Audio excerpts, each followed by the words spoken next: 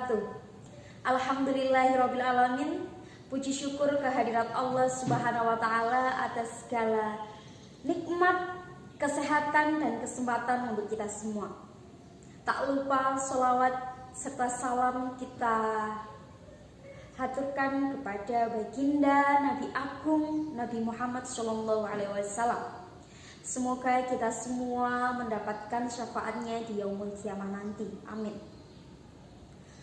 Selamat pagi anak-anakku. Bagaimana kabar kalian pagi ini? Semoga kalian semua sehat selalu dan selalu dalam lindungan Allah Subhanahu wa Ta'ala. Sudahkah kalian siap belajar pagi ini? Nah, pada video kali ini Bu Aini akan menjelaskan mengenai materi yang sudah Bu Aini berikan di minggu lalu, yaitu mengenai hubungan antara percepatan sudut dengan momen gaya serta momen inersia. Nah, bagaimana keterkaitan ketiga materi itu? Bu Aini akan jelaskan di video kali ini. Berbicara mengenai hubungan percepatan sudut, momen gaya, dan momen inersia, sebelum Bu Aini jelaskan lebih lanjut, Bu Aini akan ingatkan kalian mengenai hukum 2 Newton. Di kelas 10 kalian sudah belajar mengenai gaya. Nah, gaya menurut hukum 2 Newton itu didefinisikan sebagai F sama dengan M kali A. Nah, bagaimana hubungannya dengan momen gaya dan momen inersia? Kemarin sudah kita pelajari bahwasanya momen gaya itu didefinisikan sebagai TO sama dengan F kali R, dan percepatan tangensial didefinisikan sebagai A sama dengan R kali alfa. Nah, dari ketiga persamaan ini kita substitusikan. TO sama dengan F kali R. TO sendiri itu F kali R. Lah, F menurut hukum 2 Newton itu M kali A. Kita masukkan F itu M kali A, dan ini R-nya turun ke bawah. Kemudian di persamaan selanjutnya F kali R sama dengan M. A-nya percepatan A adalah percepatan tangensial diganti dengan ini. A sama dengan R kali alfa. R kali alfa, kemudian R-nya turun lagi. Jadi karena R-nya 2, persamaannya berubah menjadi F kali R sama dengan M kali R kuadrat kali alfa. Nah, pada materi sebelumnya sudah kita pelajari bahwasanya F kali R itu adalah TO, dan M kali R kuadrat itu adalah I, alfanya turun. Nah, ini yang disebut dengan hubungan percepatan sudut, momen gaya, dan momen inersia. Sekarang langsung ke contoh soal. Contoh soal ini persis seperti apa yang sudah Bu Aini berikan di e-learning. Bedanya hanya bendanya, untuk nilainya sama. Di sini ada sebuah katrol yang berbentuk silinder pejal. Memiliki massa 2 kg, jari-jari 15 cm. Dan silinder pejal ini memiliki rumus momen inersia setengah mr kuadrat. Katrol ini ditarik oleh beban yang memiliki massa 1 kg. Ditanya percepatannya. Ditanya percepatan benda.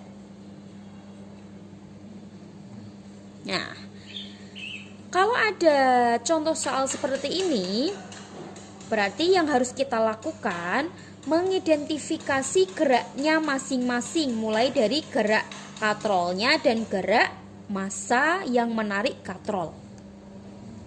Yang pertama, katrol ini bergerak berputar, berarti dia gerak rotasi.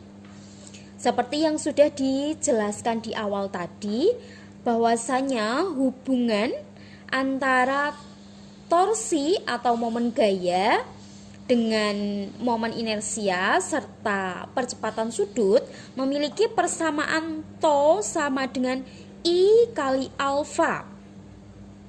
Nah, tau di sini itu adalah besaran yang menyebabkan katrol berputar. Yang menyebabkan katrol ini berputar adalah tali yang ditarik oleh beban.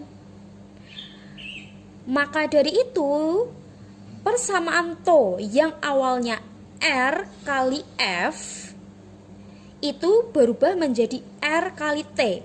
T ini adalah gaya tegangan tali. Gaya tegangan tali pengganti F. I-nya masih tetap, alfanya berubah. Alfanya berubah dari persamaan percepatan tangensial yang A sama dengan R kali alfa. Kalau ditanya alfanya, berarti alfa sama dengan A per R. Dimasukkan ke dalam persamaan, jadilah T sama dengan I kali A per R kuadrat. Kok bisa R-nya kuadrat? Karena R yang di sini ke bawah, pindah ruas jadi R-nya jadi 2. Didapat persamaan 1. Kemudian gerak pada masanya. Massa ini kan lurus, berarti dia mengalami gerak translasi. Seperti pada hukum 2 Newton, bahwa gaya itu didefinisikan sebagai sigma F sama dengan M kali A. Untuk gerakan massa di sini ada dipengaruhi oleh 2 gaya, yaitu gaya tegang tali dan gaya gravitasi yang arahnya ke bawah. Jika dia berlawanan arah, nanti untuk resultannya berarti negatif.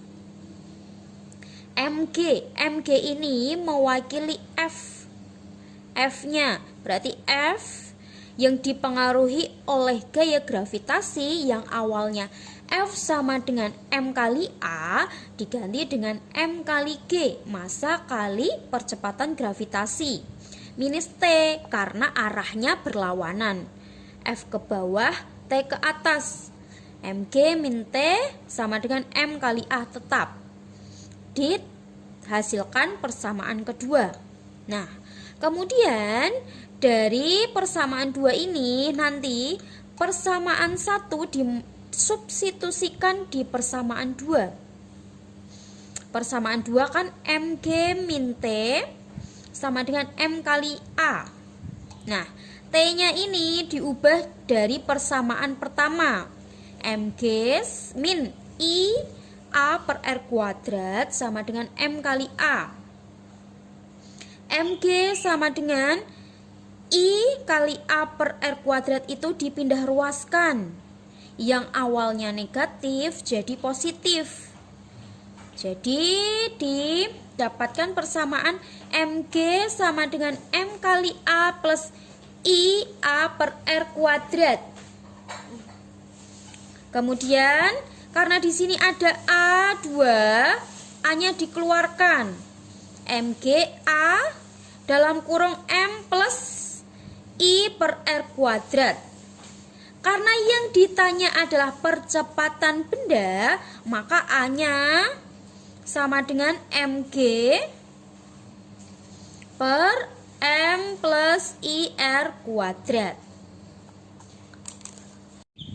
Dari persamaan yang sudah didapat, yaitu A sama dengan Mg per M plus I per R kuadrat, kita uraikan menjadi Mg per M, I-nya kan momen inersia. Tadi silinder pejal itu memiliki nilai momen inersia setengah mr kuadrat. Karena di sini ada R, di sini ada R, boleh dicoret.